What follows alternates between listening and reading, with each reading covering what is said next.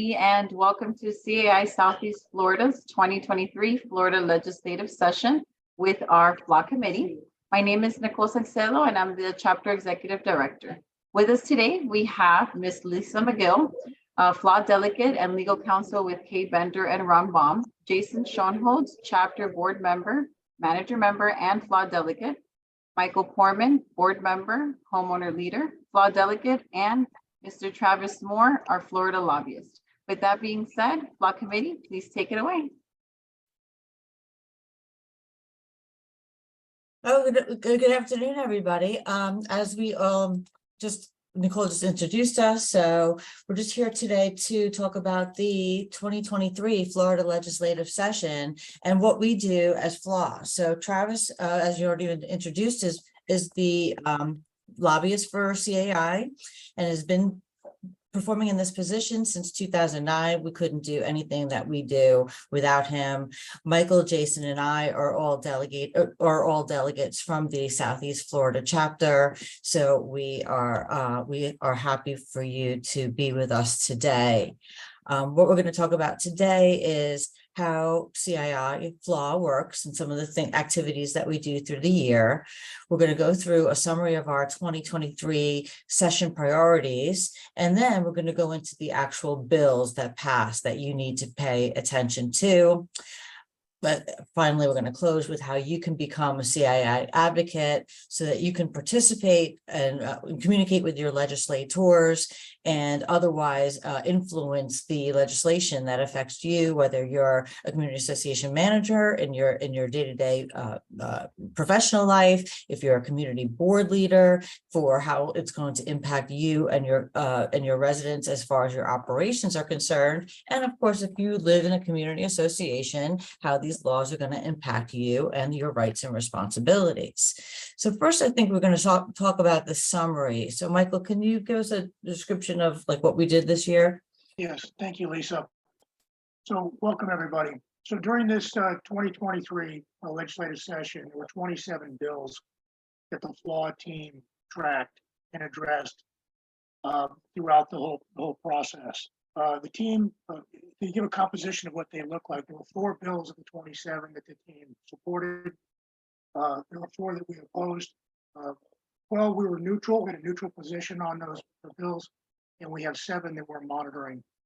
CAI team identified 9 bills of the top 27 that were classified as top priority or high importance legislative items. 4 of the 27 bills tracked by FLA were passed by the legislature and approved by the governor for this session. And you'll learn a little bit more in detail about that as we move forward through this discussion. Lisa, can you go to the next slide? This is the detail of what the 27, if we were to plot them out across the board, you can see the 9 top priority, high importance legislative items are highlighted in yellow. You can also see which bills we supported, which bills we opposed, which ones were neutral on, and which ones were monitoring. So it's just a good dashboard to get a sense of what the landscape looked like this session and what the discussions look like of the different bills that were reviewed during this process. Lisa, I'll turn it back over to you and Travis to walk through the details on the ones. Thank you, Michael. Lisa, if I could just mention just one thing, just by way of example, because this is a really good kind of a visual. So the process is very fluid and flexible. And so that's why your delegates, and thank you, Southeast Chapter, for sending such really, really great delegates. The 3 that we have here today have just been such an asset as we look at all these different bills. And they have to meet every week. And oftentimes there's a lot of texts and emails that are going on as things are moving through the process. And I'll just use as one example that House Bill 437 that we're going to talk about a little bit more in a deeper dive, but in that neutral category, you'll see there it started off as a homeowner's right to display flags. And that was a bill that we were just, for lack of a better term, neutral, kind of just, didn't have it, weren't opposing it, weren't supporting it. It was there. We were keeping an eye on it. And then all of a sudden, late in the session, it changed, was amended, and became, and again, we'll talk about this, but as it passed, it was a homeowner's right to display flags and store property, and also dealt with artificial turf. So all of a sudden, as you can see, that becomes something quite different, where we had to get in and really work on that. And then it kind of moves categories then from a neutral to an oppose kind of a position. And then if we can get it right, it goes to support. If not, so it's that kind of thing. So thanks, Michael, for helping kind of put this together. And I just wanted to, oftentimes nothing stays in one bucket. It can move along as the process develops.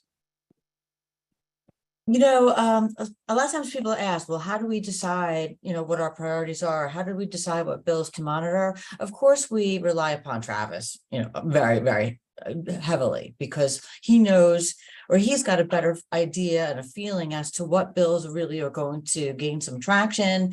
And also, as far as the members of the group, we can, of course, evaluate how influential those bills will be to our operations. You'll see that some are in this neutral category, and really the neutral category is if it's not going to substantially impact the association operations or association rights. So we have both there on vacation rentals, and you may think, well, vacation rentals, of course that impacts association operations or your rights as a homeowner, but both of those bills contained caveats or exemptions for community association covenants. So that's why we were neutral with respect to those bills. However, we do need to monitor them because something could change and there could be modifications that could adversely impact, what we do for community associations. So the first bill that we're going to talk about as far with any substance, and I neglected to mention that the Q&A is open. So please put your questions into the Q&A if you can. We'll try to look at them contemporaneously. If we don't see your question at the time we're discussing something that it's relevant to, then we'll try to circle back to it later in the presentation. So, but the first thing we wanted to talk about is the SB 360, which is the construction defect bill. And it's labeled a construction defect bill. I label it as a construction defect bill, but it really is a change to the statute of limitations to bring construction defect claims. So the statute of limitations for a construction defect claim is 4 years. That hasn't changed, but what did change is how you measure the 4 years. So in the past, you measured the 4 years. The triggering date was at the date of certificate of occupancy or completion or actual possession, but it was the later date of those events as opposed to the earliest date. Now, it changes the triggering date from the earliest of, whether it's a CO or a temporary CO or the certificate of completion, abandonment of construction. So that obviously changes when you need to bring your claim. In addition to the statute of limitations, there's a statute of repose, and the statute of repose is for latent defects that are not readily observable. So after you turn over your community from developer control, you'll typically have an engineer come and complete a survey of the physical improvements to determine whether or not they are compliant with code or they're compliant with your specifications, the plans and specifications for the community, and just according to good construction practices. Well, there are things that you can't see, and even an engineer cannot see, and those are latent defects. So the statute of limitations the statute of repose is that drop dead date to bring these latent claims. And that was in the past 15 years, it went down to 10 years, and now it's even shortened down to 7 years. So I know that, Jason, when you're involved in new transition communities, how do you handle the physical improvements and how you go about making sure that the owners actually get what they are entitled to receive? Yeah, Lisa, this is a big deal. I know we're not happy with the changes that came into the construction defect bill because we see the implications where a developer can really stall the turnover process, and make it even harder for the homeowners to get what they intended to purchase. So I know this is one of the things that that when FLAW meets later this or next month is going to be one of our priorities for next year, because it is a concern. The statute keeps getting shorter and shorter, and it's not an easy process, and it's a big concern for a lot of our homeowners out there. Yeah, I know this is a high priority for us to next session because we really do want to preserve those rights, particularly for homeowners associations where there is no tolling period for the statute of limitations. Next bill that we wanted to talk about is the one that that Travis mentioned earlier. And originally we were neutral on this bill because it was just about flying flags, and you could fly an additional flag. The additional flag could be first responder flags, so law enforcement, firefighters, nurses, other types of official first responder flags for the state of Florida. But the bill changed, and it changed to allow parcel owners in homeowners associations to install or display items in the backyard, so long as they're not visible from the frontage or an adjacent parcel. So this is something that, and I included a picture. Obviously, the junk that's in the backyard of this particular home is visible from the neighbor, but if they had a tall fence, a tall privacy fence, or a tall hedge or what have you, those items would not be visible from the adjacent home, and more likely than not visible from the front of the home. Travis, you want to talk about like how this came about and yeah, and I was trying to answer somebody in one of the chat questions, but so I lost my screen. But anyway, hopefully, can you hear me, see me, all that? Yeah. Hear you and see you Okay, perfectly. all right, good, because I can't see you now because the other stuff's up on the screen. So, yeah, this is just a classic example of kind of how the process works or doesn't work, depending on your perspective. So again, a bill was filed dealing with flags. Essentially, it was to expand what types of flags can be flown in a community without the association being able to just deny it outright.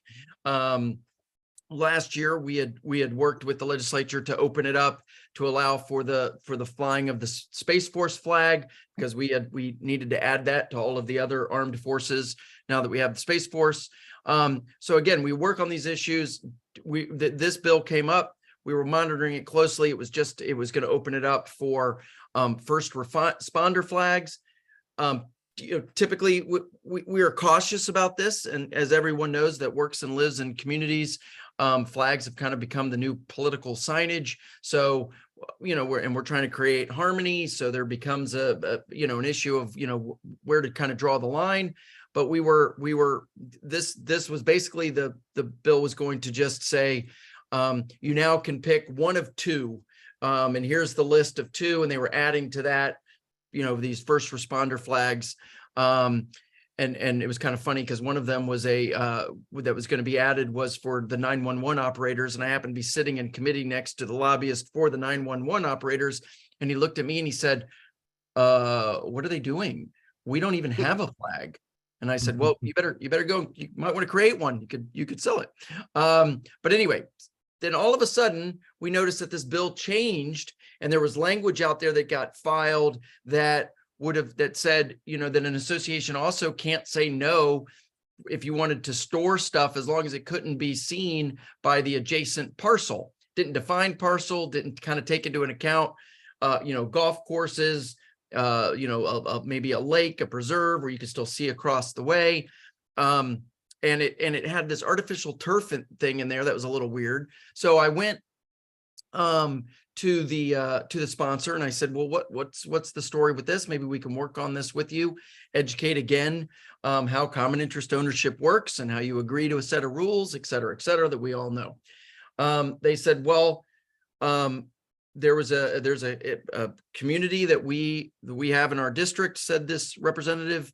It's a high-end community. that there's a person there that wanted to put in artificial turf. His association said no. He said, well, I'm going to do it anyway, put it in, it backs up onto the water. He said, nobody can see it from the front, but somebody coming along the waterway, saw it in the back, was concerned about the fact that he was still, fertilizing bushes and other things. And the water now was just running, there's no grass to stop. It was just running right into the body of water. So said, turned him in, kind of a thing, to the association. So he then went to his legislator, who he contributed to, and said, I want you to fix this. And the legislator said, oh yeah, people should be able to do what they want in with their own property. Not taking into account, even the environmental hazards of stuff going into the water and all of that. Just, you should be able to do what you want in your own community. So again, I explained, well, you sign and agree to rules and regulations, you give up a little bit of your rights so that for the betterment of the community, all the stuff that you guys all know and quote every day. So the person said, well, you need to go, work in the house. So I went over, long story short, I said, look, we can fix this problem dealing with artificial turf. So again, with our great FLA delegates, we went to an attorney that's part of our delegate that's in that area of the state. I said, I need you to draft me some language. The group gets together, language is drafted, I take it to the member. And it literally, it almost was just for that yard. It was that specific, but it just dealt with the artificial turf issue. And the legislators working on this decided, no, again, the issue is, the legislature tries to do things very narrow, and that's wrong. This is the more broad issue is you should be able to do whatever you want on your own property. And we don't want to make this just about the artificial turf. This is about, doing whatever. So that's why we ended up with the language. It's because of that artificial turf issue that you see in there. But we ended up with the language that I think is really absolutely going to need to be addressed, because it deals with parcels. It says it doesn't say a boat or ARV. It just says, you could have a whole marina of things, I guess, if nobody could see it. And that's, obviously a problem and just kind of anti how common interest ownership works. So this is going to be one of those issues that we're going to need to go and certainly be revisiting to just make it, to either repeal it or make it just work better when we deal with, again, if you're on a golf course and I can see across the way, I'm not an adjacent parcel, which is what the law says, but I can still see stuff over there. Is that, or again, a pond, whatever. So that's something we'll work on. So hopefully that helped a little bit. And I'm going to try to figure out how to get this back so I can see. Yeah, a lot of people outside of the community association world, sometimes they'll ask me, well, who cares? Who cares what's in somebody's backyard? Especially if you can't see it. And many HOAs have architectural control restrictions that even apply to the landscaping themselves. So when changing any of the planting beds or trees or however you're going to do your landscape, it all goes before the architectural control board. So there's, I guess, a little bit of a disconnect between architectural control requirements and, of course, the individual rights of the individual homeowners. And we see this all the time. So the big play structures and what have you, and sheds.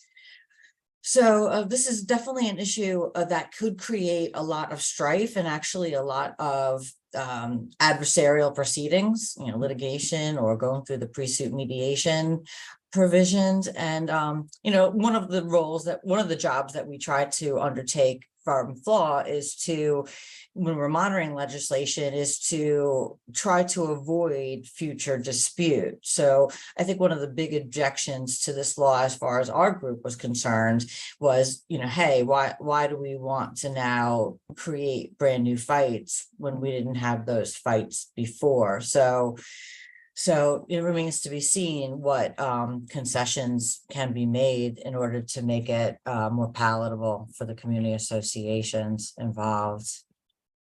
Now, here, HB 919, Homeowners Association's Bill of Rights, this one made a lot of changes, but it's very significantly different from when it started. What were the changes that were made? I'll go over what the bill actually says now, but can you tell us like how this came about and where how'd we address it during the session, basically? Travis, sorry. Yeah, I'm sorry. I was answering a question here. Okay, we'll figure out how to do that later. So 919, you and we when we talk about this all over the state, not many people are as nearly as aware of this as this chapter is, because this is in your backyard. So you guys have all heard of the hammocks and the issue with that association, one of the largest associations in the state, one of the largest really in the country. And it was just being very fraudulently operated in a lot of ways. Representative Porras, who was used to be an aide, was running for an open house seat. A member that represented that area had been left early to go to be elected and was elected last year to the Miami-Dade County Commission. So this seat opens up and Representative Porras runs. And the hammocks is so big, it represents literally 2/3 of that House district. So his entire campaign, obviously rightly so, was about just cleaning up that mess. But it became very, more broad, very much broad reaching and overreaching in a lot of areas. But he filed, and we've met with him beforehand and worked with him, but he filed this bill. And then actually before he was elected in September, these folks were arrested that were running that association and charged with significant crimes, financial crimes, embezzlement, and other things. They will go to trial. They will end up, probably go. I mean, very, very likely could be convicted, go to jail, pay fines, etc. We looked at that as, the law worked. I mean, if you're going to do these kinds of things, these are criminal activities, no matter where you're doing them. But he filed this bill, and initially it was this 60-page bill that dealt with, condos, co-ops, and HOAs, dealt with, not having the oversight really with DBPR, putting the oversight with the Florida Department of Law Enforcement, making everything criminal penalties if the secretary didn't respond to a records request in the allotted amount of time, that she's going to be charged with an actual crime, a felony, a misdemeanor. There was just subpoena power. There were all kinds of things. We said, obviously, there are some issues that need to be addressed. Let's try to address them without being extremely disruptive to community associations. Things dealing with liens and how liens work. And we said, if you can't lien for a fine, and let's just say you're doing Airbnb and you're renting your place out for, $1,000 a week, and you're told, okay, you're going to get hit with a $100 fine, you're just going to pay it and keep moving on. I mean, that's just going to be a neighborhood occupational tax. So there's got to be some, ability for an association to enforce their rules, all of the things, again, that you guys live and work with. The bill ended up being very different in the House than in the Senate all the way through the process. Those things dealing with criminal penalties, things dealing with the lien issue I just talked about were not in the Senate bill. They were in the House bill. We ended up, the Senate bill passed over to the House, and the member was going to, not take it. And the bill, I think at that point would have ultimately died. However, there's language when you read this bill dealing with construction issues that do not really relate to the hammock issue. And that issue came from a very powerful leadership position in the House, where a very powerful leader was dealing with a community in North Florida, where at his community, he was putting in a pool. he was told, okay, we need a $5,000 deposit, $4,000 from the contractor, the pool company, $1,000 from you. We're going to need to hire an architect to review these plans.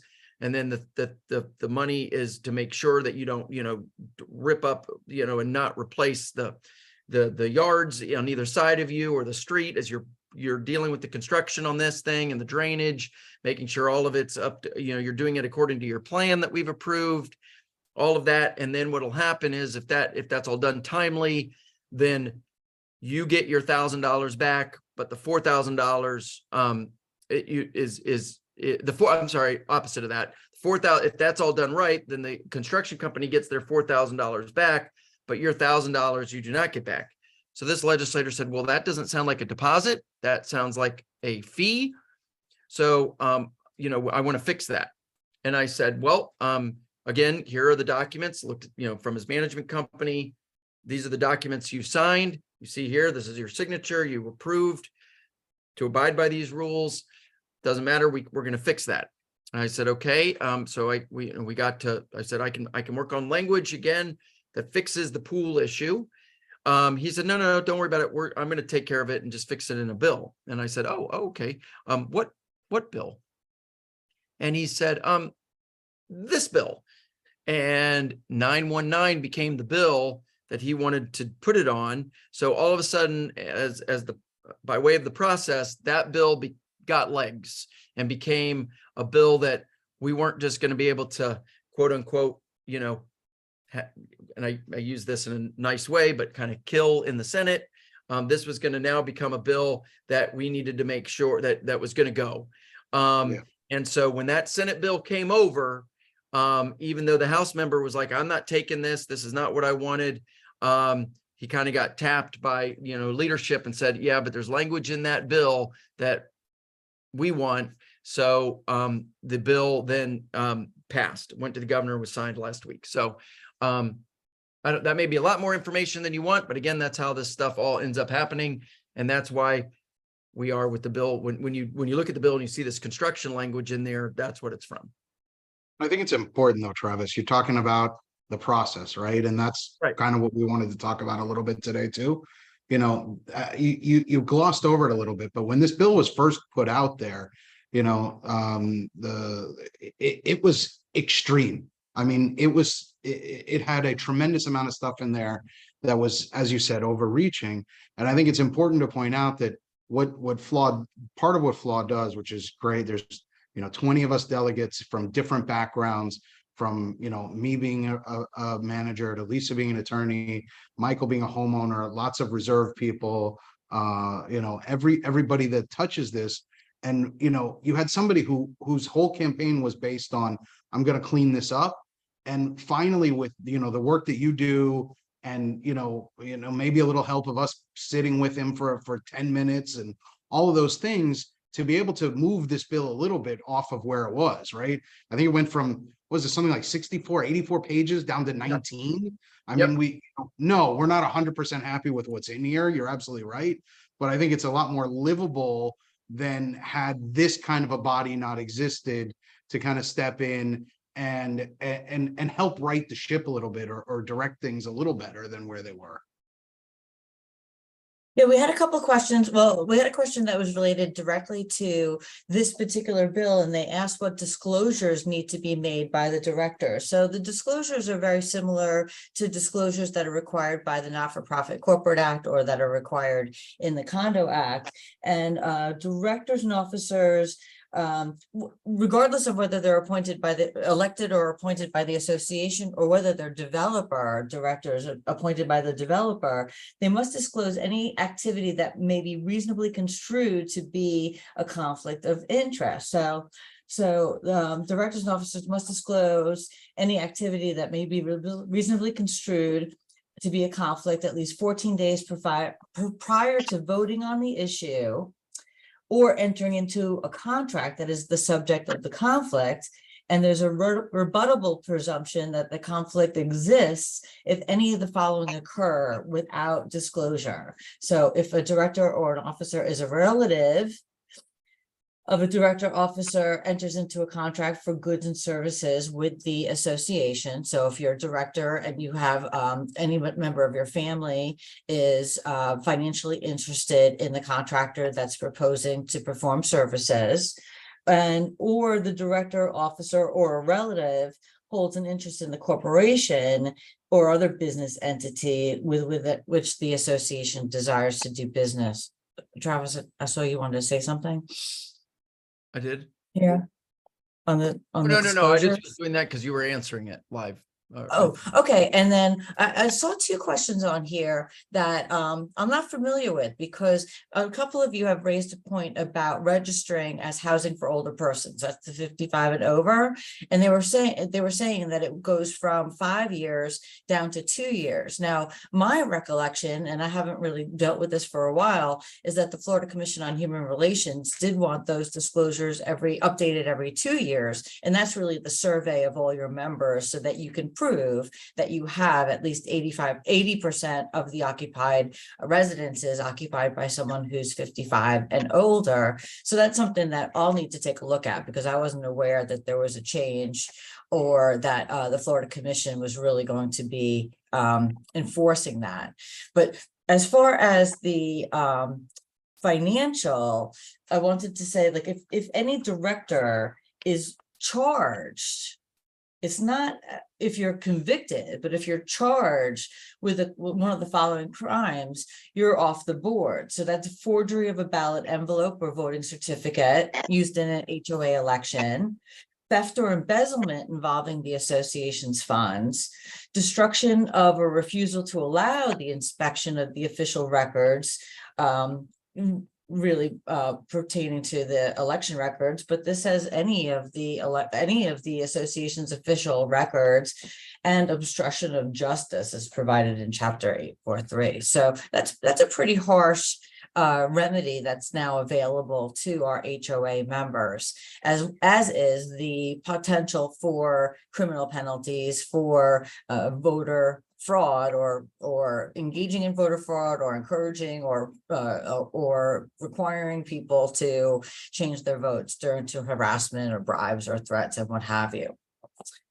And one thing I wanted to mention, just at the very first bullet under notice of board meetings must include agenda. That's really, I think, the thing that most folks here at HOA world need to pay attention to with this bill, because the rest of it, again, I don't think you're going to be involved in these kinds of crimes. I would hope not. So a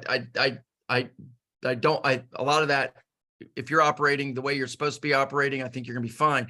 The change, though, for everyone that you really do need to pay attention to is with HOAs, unlike condos, you only have to just put out and we've all seen it, where you pull into a community and they've got the sign that's like that a realtor would use or whatever, that's just kind of put there that says meeting tonight, 7:30, clubhouse.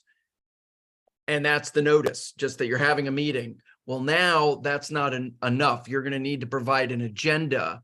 Doesn't have to be, incredibly detailed and specific and all that, but you have to have an agenda that is you're having a meeting and here's the agenda. I think, and maybe this is, managers like, Jason and Michael and others, might differ on this, but I mean, I think the best thing might be just to, get one of those plastic boxes that you see, that a realtor would use to put the flyer for the house, the listing copy, and details of the house, that's inside that with the flap over it so it doesn't get wet. You might even just put, want to put that on the notice sign. So you've got the agenda, or certainly the bulletin board. There's other ways, but you now have to have something other than just we're having a meeting Tuesday at 7. It now has to have an agenda. It's probably going to launch on me. That was not a bad change. I mean, it takes it closer to the condo world and the co-op world. And, that's been a long-standing, trying to streamline them, the three, so that they're very similar. We try to get them as close to the same as we can. Yeah. Okay. But also with this bill about the fining notice, and I've told my clients that it needs to be this way just for clarity's sake. So the notice of the notice of the hearing before the committee, you have to disclose what is the violation and what does the homeowner or tenant or occupant need to do to cure the violation. So if they know what the violation is or the violation alleged and know what to do to cure it, you'll be more likely for the homeowner, so long as they do not object to everything that you're saying, to actually get the relief that you really want, which is the violation to be cured. You want people to not violate. And then after the hearing, also you tell them, hey, the committee met on Tuesday the 6th and voted to approve the fine or the suspension that was already imposed by the board of directors. Here's the amount of the fine. Here's what you need to do in order to cure the fine. I don't know if you have any issues with fines in your community. I know, Michael, you're the president of a condo association, but fines, it's a very, it's not necessarily a very effective remedy because you can go through the whole fining process and the violation can still be there. So you really want to tailor your enforcement mechanisms to what is going to be most closely aligned with the actual result that you want in the end. Yeah, and I'd say, Lisa, you're right. It's about the behavior. You want the behavior, you don't want the money when it comes down to fines, but we need the tools. So when there's discussion up in Tallahassee that we want to eliminate the ability for association to fine, that becomes a concern. Because at some point you have to do those kinds of things in order to get the behavior that you seek, to get them to align with the documents that they agreed to live by when they chose to live in the community. Thank you. So now we're going to talk about the big to do, and that was Senate Bill 154. And this is, everyone calls it the glitch bill, but really went over some of the ambiguities and inconsistencies that were in 4D from the last year's special session. And that talks about primarily the milestone inspections and the required reserves or the structural integrity reserve studies. There was somebody that raised a question or made a comment about a bill that was recently filed on the federal level. And that's true. So Debbie Washman Schultz filed or refiled one of the bills that was filed last year that she authored, and her and Representative Chris, both from Florida, authored, to create financing mechanisms for community associations or community association members that are facing substantial costs as a result of infrastructure improvement or making the building safe. So I forget what the names of the bills last year. It was Safer, so Safer in Condos, but one of which would open up the program that's available for loans for mitigation type loans or improvement type loans to individual homeowners that are facing assessments for structural repairs.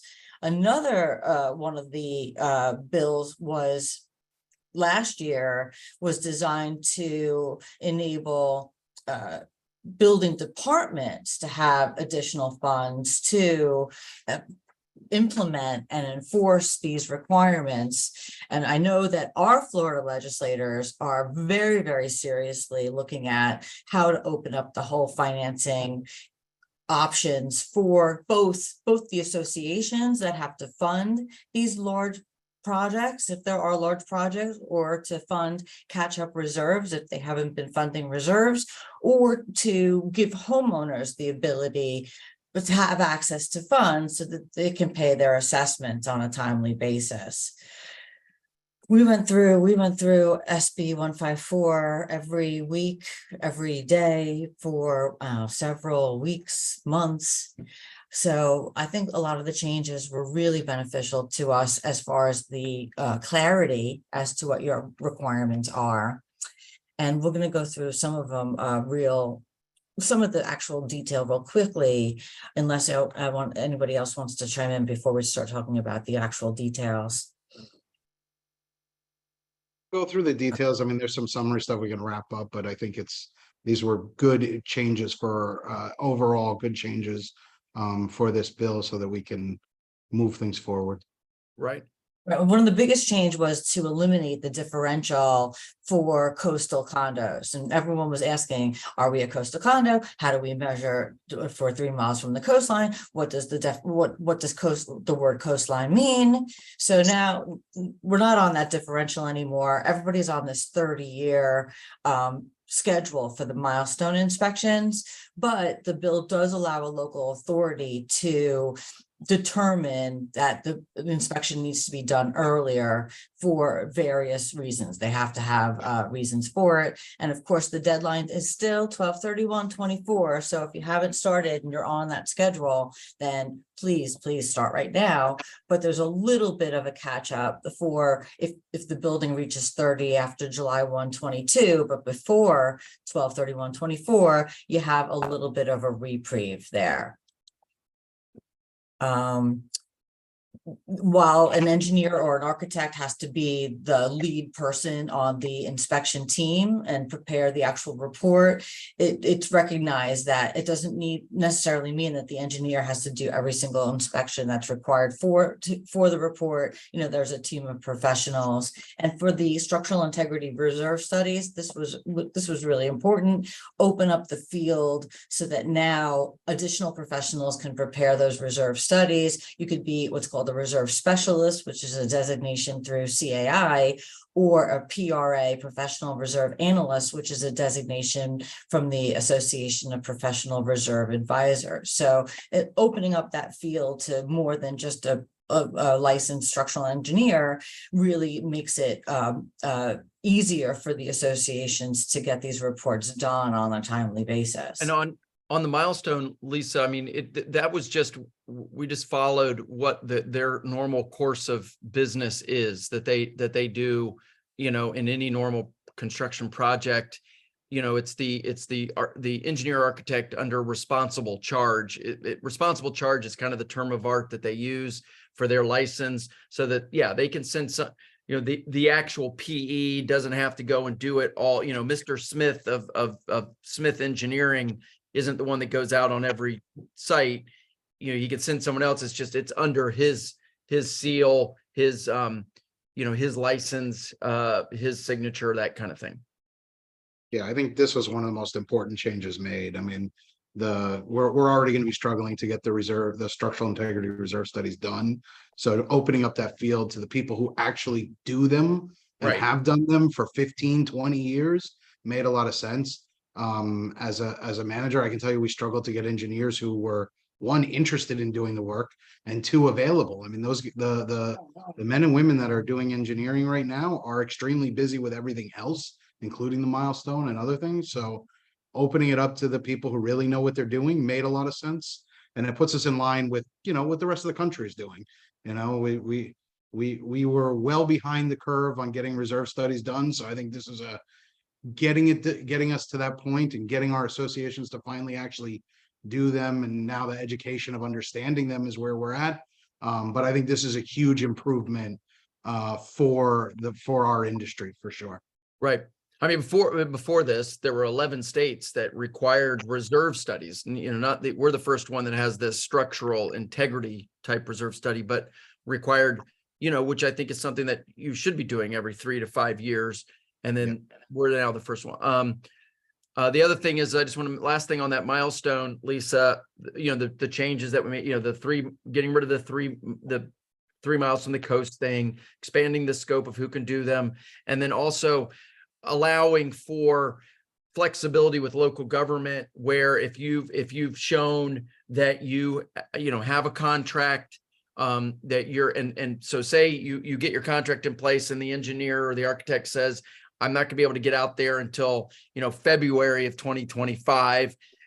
As long as you've shown that you're starting that process and you're not ignoring it, you know, they're not going to say, oh, well, we're not going to give you 60 days to get it done. The local government can expand on that, or can give you the more time. And then also, and especially with Miami, you guys really, you know, after Surfside jumped in and started doing a lot of things ahead of time. And that's very important. And then now we're getting asked, well, what if we already did it? Do we have to do it again? No, there's now that look back time where you can provide that to local government and they can say, if it substantially meets what a phase one a phase one visual milestone inspection would be, there's like a 5-year look back. They can say, all right, we can use this will work. You're done. But just to keep in mind that they're going to use the date that you got that one done as now the starting date for your 10 years for when your next one is due. So if you're using something that you did in 2022, fine. But now your next one's going to be due in 2032, not later.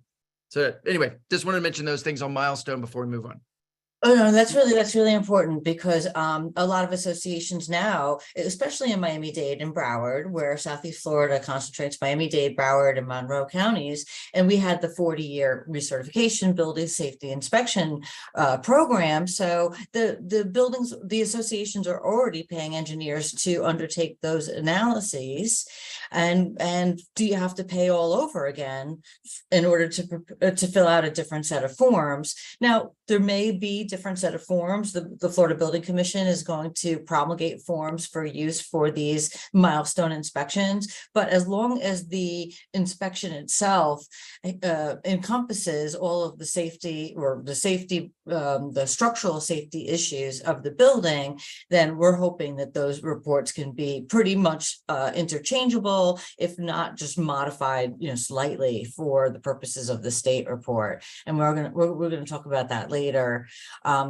As far as the reserves are concerned, there's a question about the $10,000.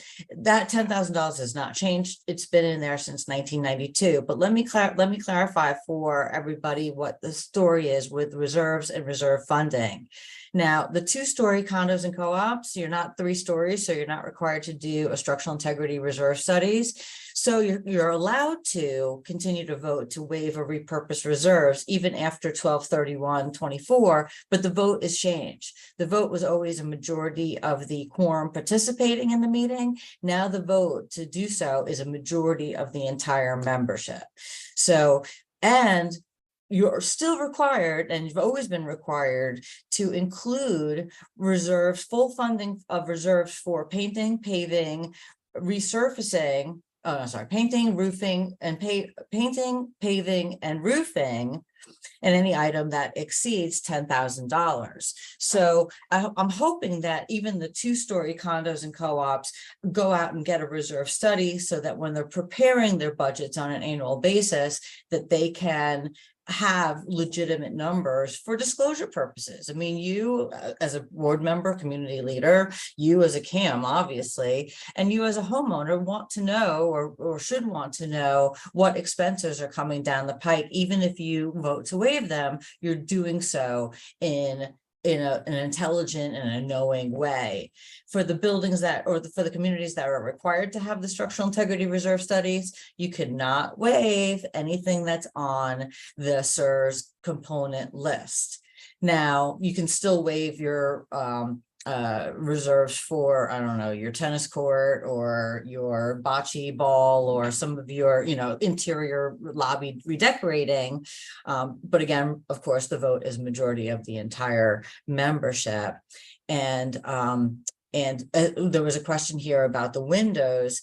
The law has been changed to clarify the association only reserves for the components for which it bears responsibility. So if in your condo or co-op, the windows are maintained by the individual owners, then those windows are not going to be included in your reserve study. Those particular windows are not going to be included in your reserve funding.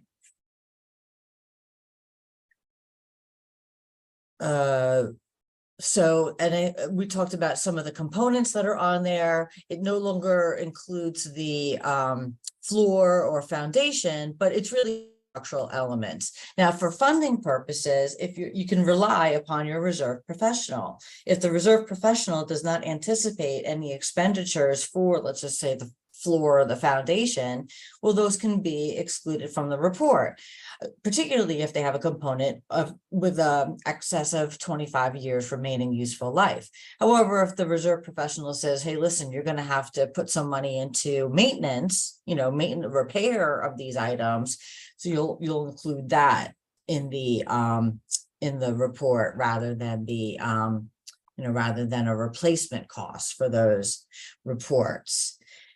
Notices to owners. Okay, there's a question here. What's the deadline for repurposing reserve? So we talked about, I didn't talk about it. It was on the slide. You're still allowed to do a pool of reserves. So if you're if you're an association that has 3-story taller buildings, well, you have your mandatory reserves that have to be funded no matter what. And then you have all your other reserves that the members can vote to waive. So how do you pool them? If you put them all together, aren't you violating the portion of the statute that prohibits you from voting to waive the funding for the required reserves? Most reserve professionals and most attorneys are recommending that you put you make 2 different categories. So you have 2 different pools. One's your mandatory pool with all the SERS components. One's your non-mandatory pool.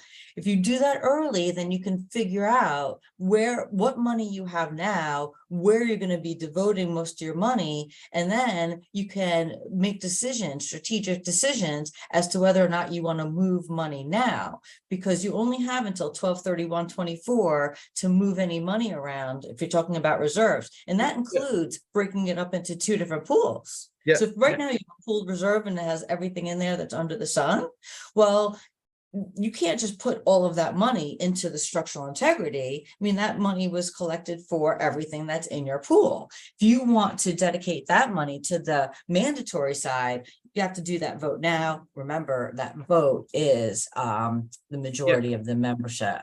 Yeah, and Lisa, just on a bigger picture real quick, especially for this chapter, and 2 days ago we memorialized the 2-year anniversary of this tragedy. And this was the 3rd worst building collapse in the history of the United States. There was 9/11, the Oklahoma City bombing, and Surfside. The other 2 were caused by external forces. This was the worst building disaster that just literally was a collapse. You cannot have 98 people die in their sleep at 1:22 in the morning and not expect that there's going to be a response. And there is going to be a day of reckoning, a day of reckoning, or pain, whatever. I mean, it's coming. Especially if you've been waiving, if your community has been waiving your reserves for 20 years. A lot of times, in a lot of cases, a lot of condos were being treated like apartments, hotels. This is an investment property. I'm not even there. I'm just and just waiving systematically, not maintaining these buildings, aging or otherwise, but we have a lot of inventory that's aging. So that's the first thing. Long story about how 4D came into being. Clearly and that was last year, passed last May, was signed by the governor, and clearly it did not work. And we knew that it was not going to work because they didn't either take the Senate approach, which was just the building inspection stuff, or the House approach, which was, hey, this happened in Miami-Dade County. We're actually the only one of 2 counties where we have an inspection program, and it still happened. So it's not inspections, it's maintenance. And then they stitched this thing together in a non-workable way. And we said it's good to put people on notice, but we need time for Condo World to fix this. So that's where we also were given 2 intervening sessions. So the 2023 session that we just had that ended in May to work on this, and then now moving into the season for the 2024 session. So in this area of just this reserve issue, things like floors, foundations, those were taken out because you're not going to be replacing your foundation. You're not reserving to replace your foundation like you do on items that are replaceable, like a roof. if you're replacing your foundation, your building is gone and you have a problem that's greater than just your foundation. So that was out. Then we looked at, there's certain things that are the responsibility of the unit owners. An association should not be maintaining reserves to replace something that they're not responsible for. So things like windows and doors. We made this caveat for the whole list, but it applies, you know, I'm going to use windows and doors as an example, that, hey, it's in this list, but oh, by the way, you don't have to do it if your documents say, or you don't have to be reserving for it if your documents say they're the responsibility of the unit owners. These other structural items are,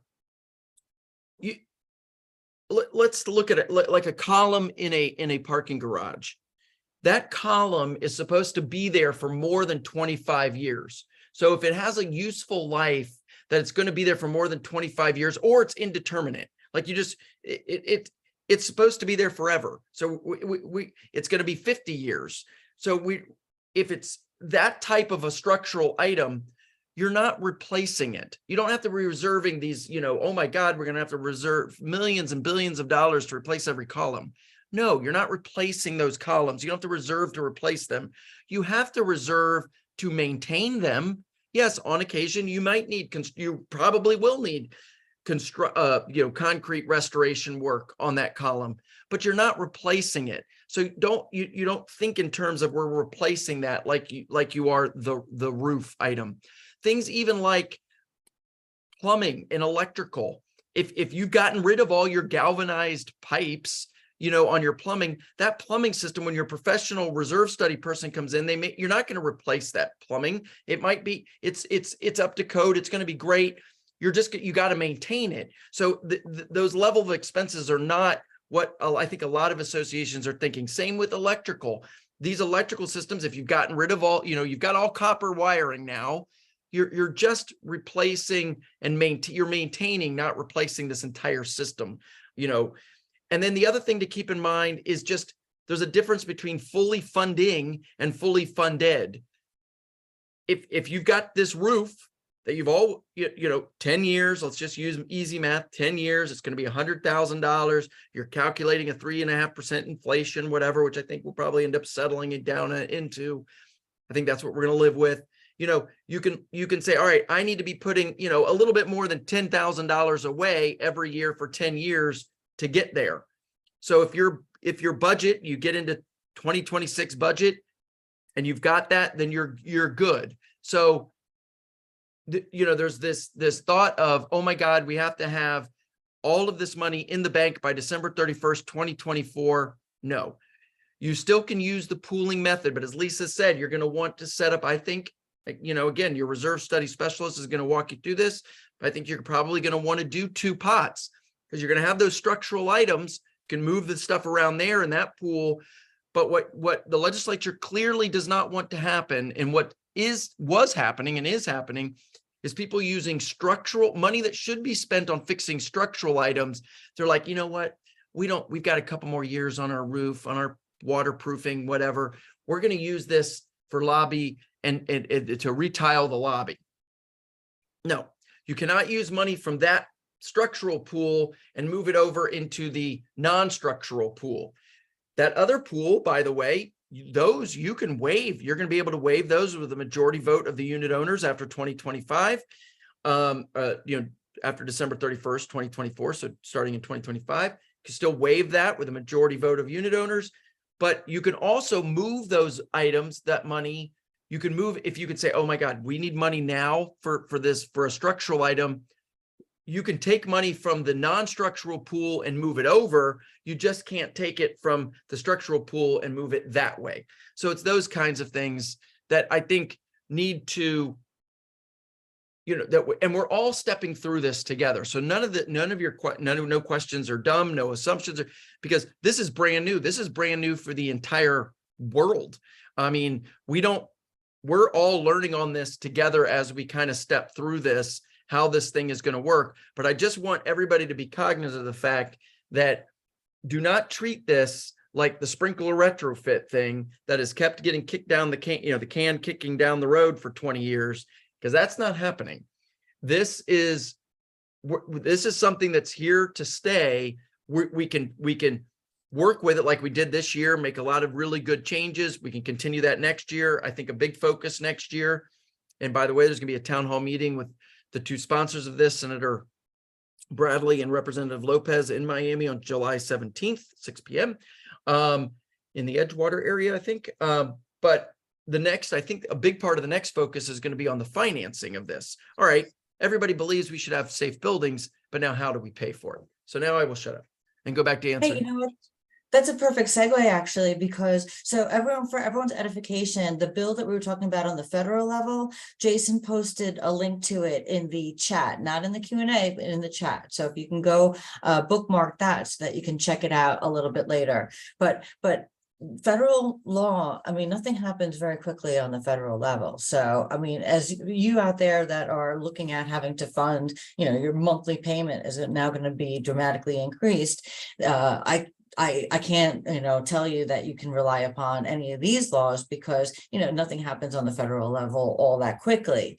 But there was a question here, hey, if we have to fund what's in the structural integrity reserve study, and that's going to represent a huge increase in our budget, do we still have to do it?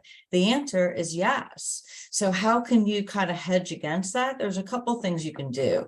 Now, if your structural integrity reserve study says the roof is due in 2 years, so then you're funding 50% in year 1 and 50% in year 2, my recommendation is get that roof done now. So then when the mandatory reserves kicks in, you're going to have 20 years to fund that particular item.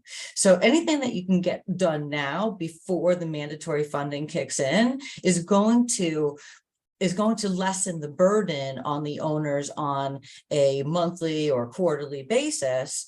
And that's especially true if you can get financing from a bank, financial institution to pay for the immediate repairs. Another item that I wanted to mention was, excuse me, I just lost my train of thought. But again, that hit could be significant. So you are allowed to waive up until 12/31/24. So you have this year's budget, 2023. You can waive, and then this is 2023. If you vote now for the 2024 budget, you can waive or partially waive. And then if you vote in October, November of 24 on the 25 budget, you could actually reduce or waive for the 25 budget. So under the absolute drop dead deadline, by 2026, you're going to be funding those mandatory reserves. So you do have a good almost 2 years to get your ducks in a row to make sure that you're in a best financial position that you can. Now, there are a ton of lenders out there that will lend to community associations, and depending on the scope of work, you can spread a payment. You could spread the load out over 10 years, 20 years. I didn't think it was possible for longer than 20 years, but I've just saw one that now the bank is agreeing to a 30-year payout. It's a very significant loan, several millions of dollars. But the point being is that there are commercial financing options available to those associations that qualify. That's the big caveat, those associations that qualify. Miami-Dade had a wonderful program. I mean, the funds were swooped up like immediately after it was announced. So maybe one of these federal laws that gives additional funds or makes pools of funds available to local governments will be implemented by, if that actually becomes law, then maybe the local governments will start offering some types of similar programs. So, and then we'll move forward. But the question is, there's another question about members, owners not going to waive reserves. So I just want to clarify, going back again, if you're in a 1-floor or 2-story condo, you're entitled to waive any reserve funding, whether it's the mandatory structural reserves, whether it's the paving, roofing, paving, or any of the other items for which the association bears responsibility. You're going to be able to continue to do that. For the buildings that are 3 stories or higher, communities that are 3 stories or higher, you will not be able to waive reserve funding for any of the items that are in the structural integrity reserve study. And Travis talked about it. Those are your columns, those are your, outside walls, those are any of your structural members. Now, milestone is due by 30 years. That's way too long to wait to have an engineering evaluation of your structural systems. I mean, you can't wait 30 years to start maintaining concrete or guarding against concrete spalling, particularly those that are on the coast, but everyone. I mean, you can be like white on rice when it comes to your 7-year schedule for your painting, but that doesn't mean that you're preventing every drop of water from entering into the concrete and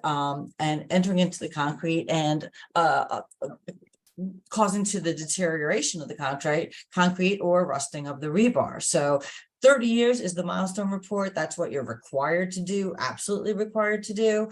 But for those communities out there that are 10, 15 years old, you may want to wait until after 12/24 because of the limited availability of engineers right now. But immediately thereafter, think about, you need somebody to come to evaluate whether or not there are any preventative maintenance items that you can take on or any corrective maintenance that you can do now. Because if you attend to the corrective maintenance early, which is like voting in Chicago, early and often, then you're going to be saving yourself money in the long run. Travis, I know you wanted to speak to that. This is what I push with my No. clients all the time, Lisa. It's a big deal. If you're not doing your preventative maintenance, it only becomes exponentially worse, right? What costs $1 today costs $300 next week. So getting ahead of it is very important. We see these concepts sometimes. We've had a 40-year recertification in Dade County, Dade and Broward, and people say, "Wait, I'll wait till the 40 to do things."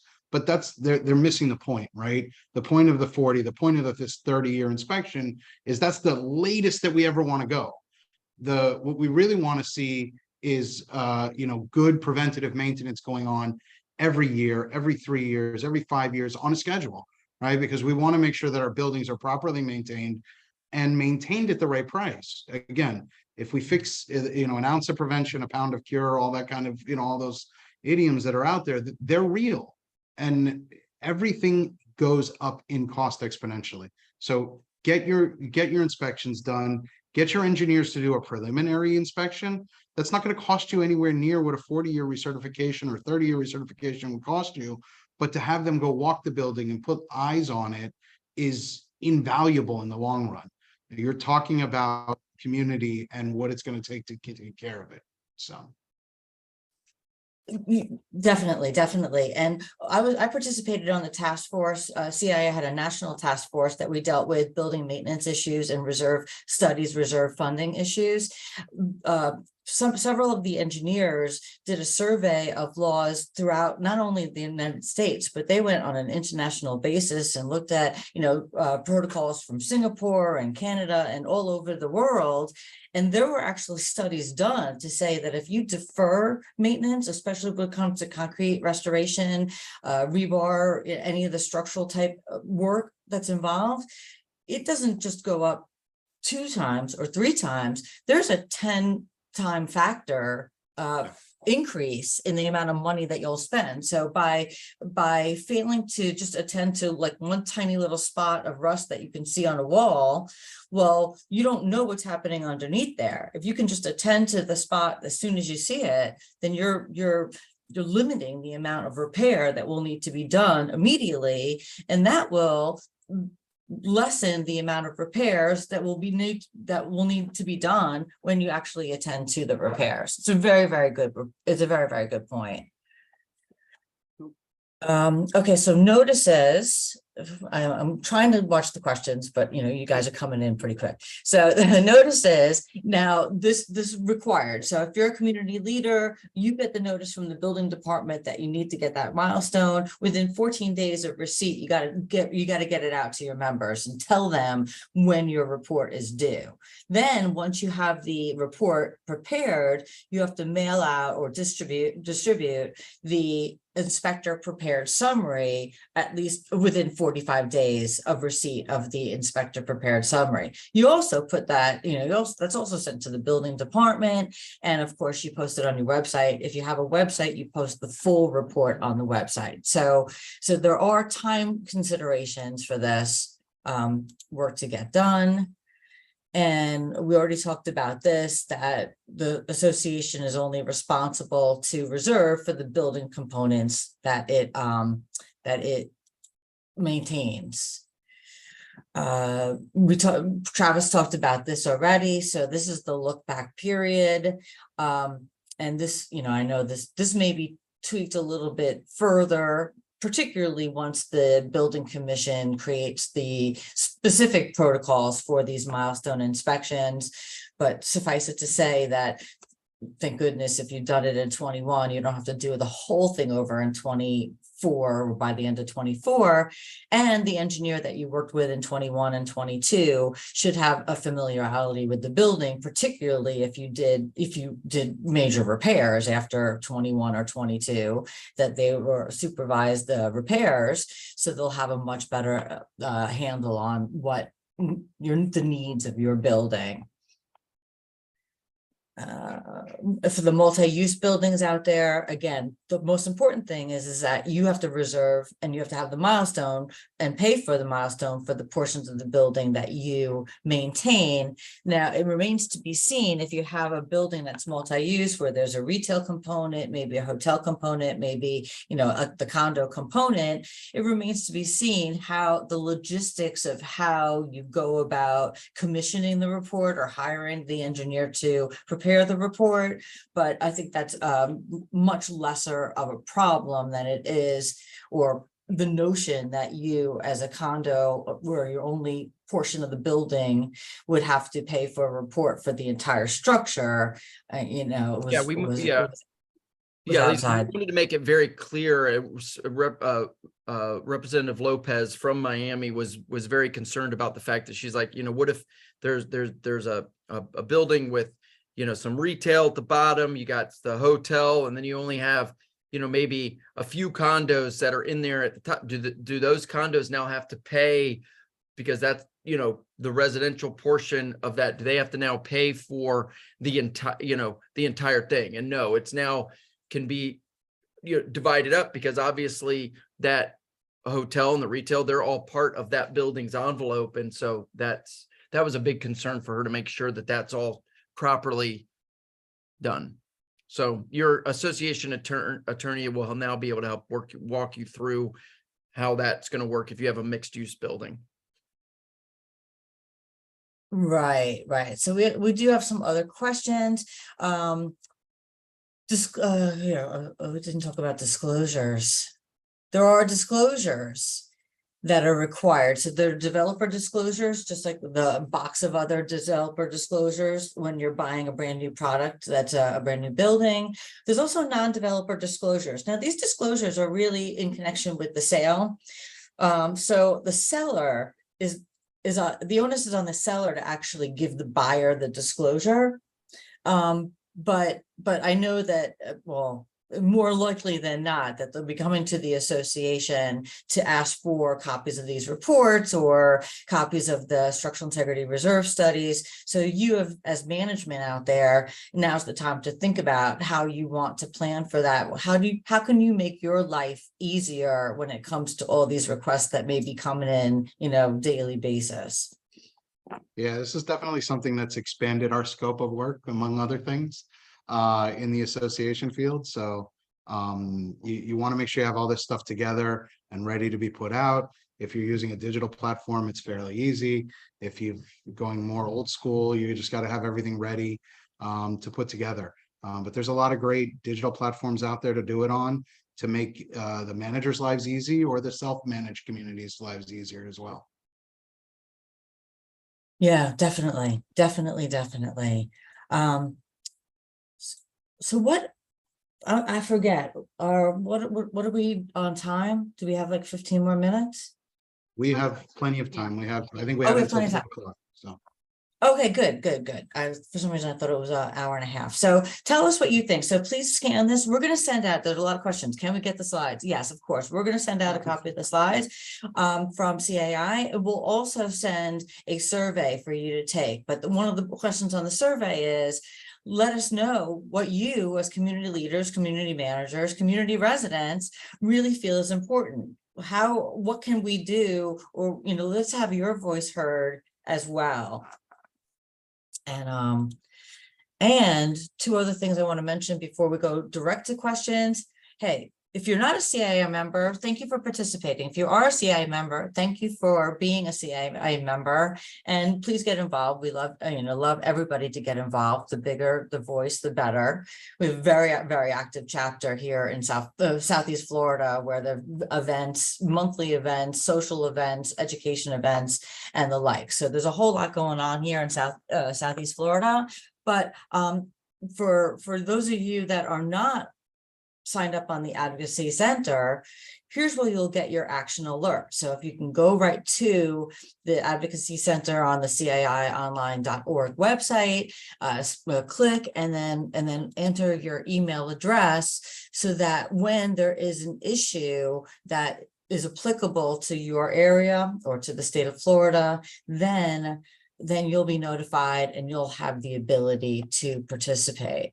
So, and here's our resources. So there's a website, right? The CAIonline.org website, the social media. I'll tell you, the folks on the national basis do a great job when it comes to the blog. They talk about things not only for national issues, but they also talk about state issues.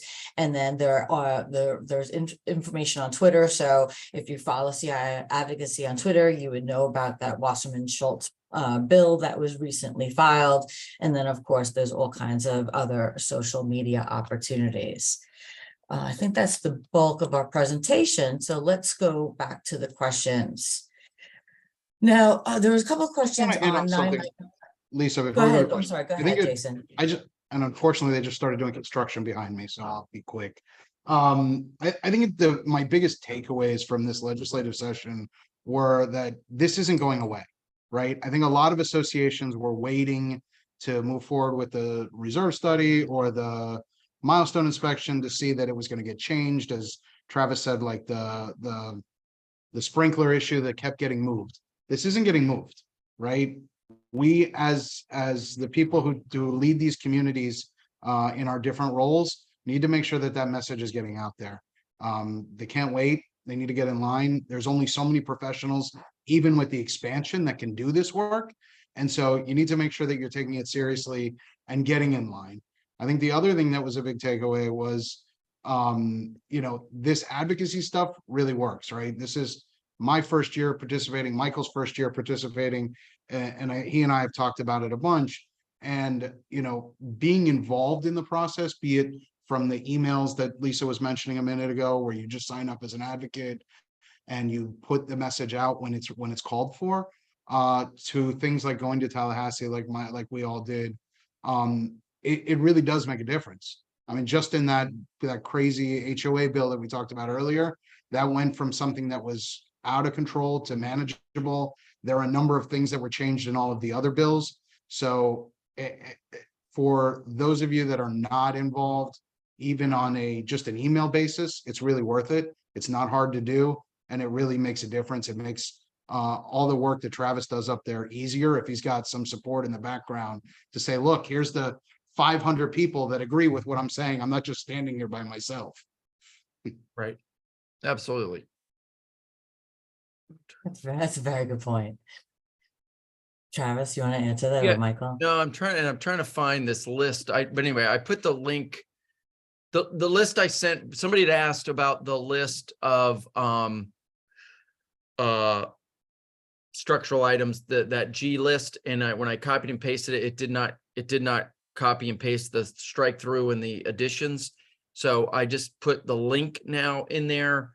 If you go to that, just go down to line, it starts on line, the G starts on line, or the structural integrity reserve study on 712.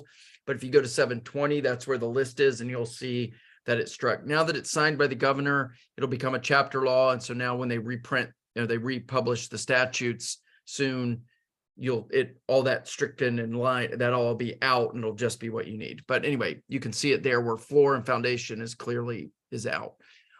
Yes, to Jason's point, Michael's point, it is vitally important to be engaged and involved. I'm there all the time. They're used to seeing me.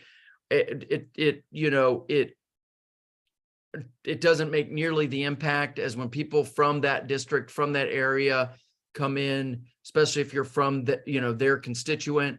But I mean, literally, and I'll use as an example, we were dealing with like vacation rentals, and we weren't getting where we needed to get this a couple of years ago to get that language that Lisa mentioned put in there regarding associations. So we brought up this guy, that we all know, that this guy, the condo president from Palm Beach, and he literally just showed up in his, his shorts and golf shirt.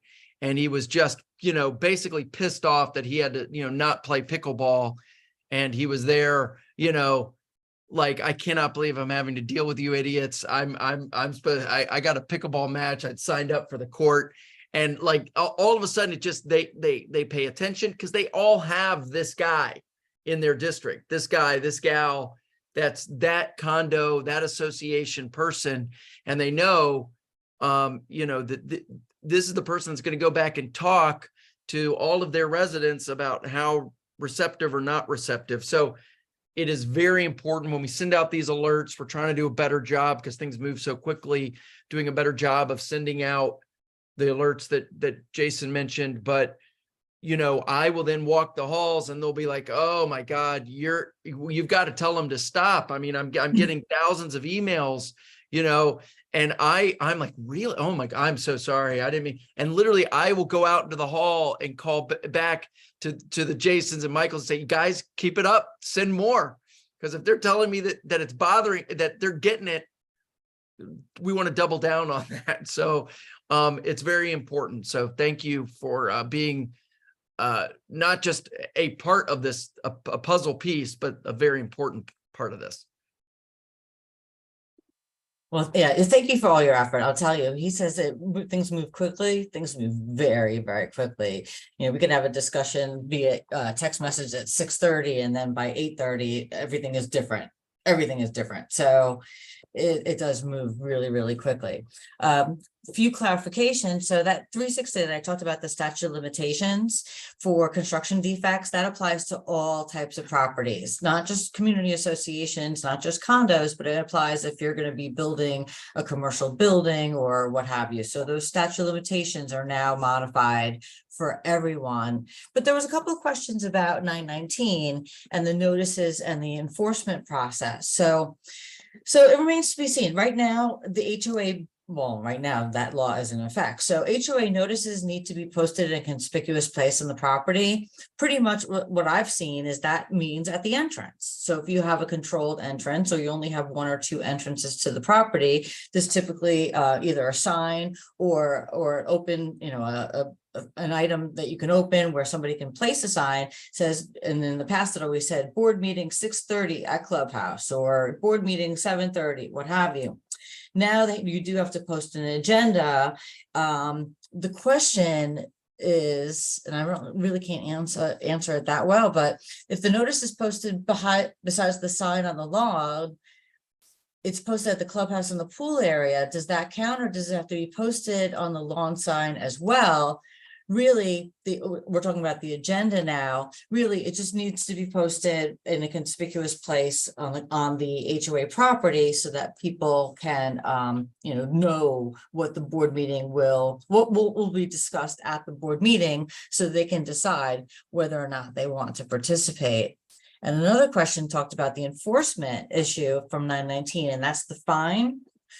Now, the committee hearings are only required if you're going to levy a fine or vote to suspend the use rights for recreational facilities.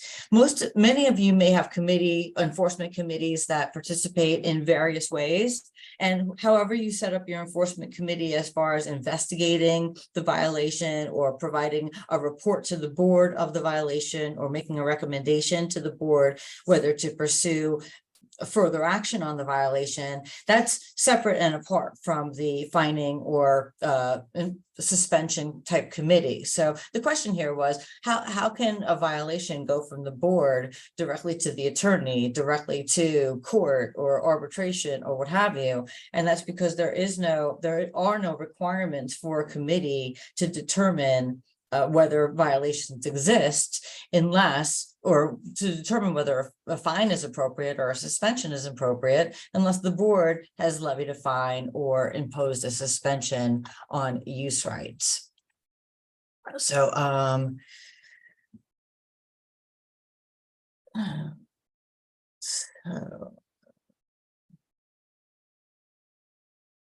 so there's a question here about the reserve studies, where someone recently obtained a reserve study and they put all kinds of non-structural items in there. Now, reserve professionals are reserve professionals. There's been a reserve protocol in place for many years. So the reserve professionals operate under their professional guidelines. So when you do a reserve study, it's not only going to include the Sears components, the components that Travis mentioned a little bit earlier. It's going to include all of the components for which the association is responsible that cost in excess of $10,000 for deferred maintenance or to replace.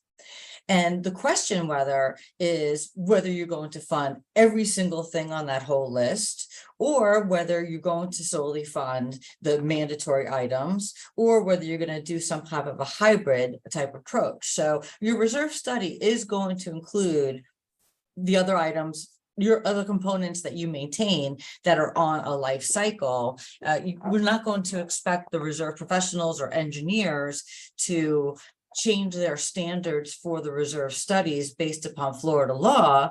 What they have done is they have changed their studies to incorporate the new Florida requirements, and will give you options or give you participate in strategic discussions so that for you to be able to determine what's best, what are the best funding mechanisms or protocols for your particular community. There's a question. I said floors and foundations are no longer in the SERS. They're not specifically listed in the SERS, but all structural members are listed in the SERS. So the floors and foundations are line items that have been taken out. It says that they were showing in what I posted. I'm not that if so, then that is just an omission on my part. Travis, you want to announce your email address? Yes, I put it in the thing. It is Travis@Moore, MOORE-relations.com. Okay, excellent. Thank you so much. And wait, this stricken items. Oh, there any clarification on the date changes for the SERS? I talked about that right when we first began. So if your building was age 30, I'm sorry, it's 10 years. No, if your building is over 10 years old, then you have to have the first SERS by 12/31/24. The report is not necessarily tied to your budget. So you're still allowed to waive in 24 for your 25 budget. So if you have your report done in August of 24 and it shows all the reserves that you're required to fund, or all the reserves that are included in the schedule, some on the mandatory side, some on the non-mandatory side, then that all has to be in the budget that's adopted by the board. Remember, the board is responsible to adopt a budget containing the fully funded reserve schedule. The question is up to the board then what it wants to ask the members to vote on, and that vote has to be taken before 12/31/24 for it to apply to the 1/1/25 budget year. And insurance. Okay, so we did deal with insurance this year. There's been many efforts on the part of the legislature to deal with the insurance crisis in Florida. Many of that is technical, where there was additional funding available to carriers for the secondary, what is it called there? Travis, when underwriting, for the underwriting Surplus. purposes? What? Say that again? Insurance, the 2D Reinsurance market. legislation.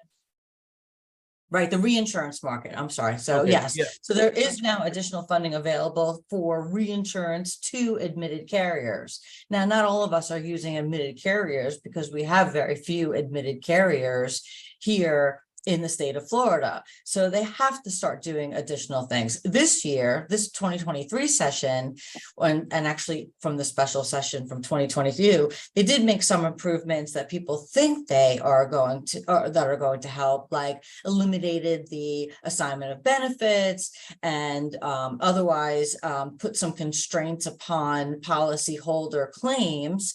There's also now a insurance not called a Bill of Rights, Insurance Accountability Act, where insurers, carriers have to report certain financial disclosures to the state. But this is an ongoing issue because our insurance costs are just outrageous. Yeah, I and think this- everybody will agree to that. Yeah, this will be, if not the highest, and it was really going to be our highest priority prior to, because we saw this, this was developing prior to the Surfside.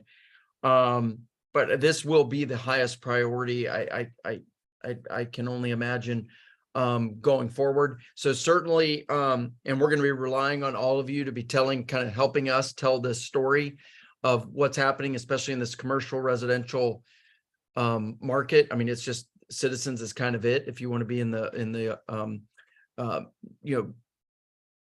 the admitted carrier market, not the surplus lines. So Jason had shared in the chat a document, a link. So to definitely let us know what you think. Oh, and Lisa just put, or the slide just, it's there as well.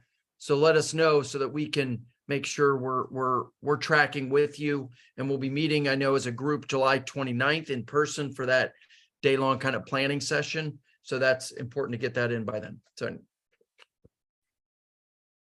So hopefully I've covered most of your questions and concerns. We did go over a lot today, so it's a lot to absorb. Obviously, I want to thank Michael.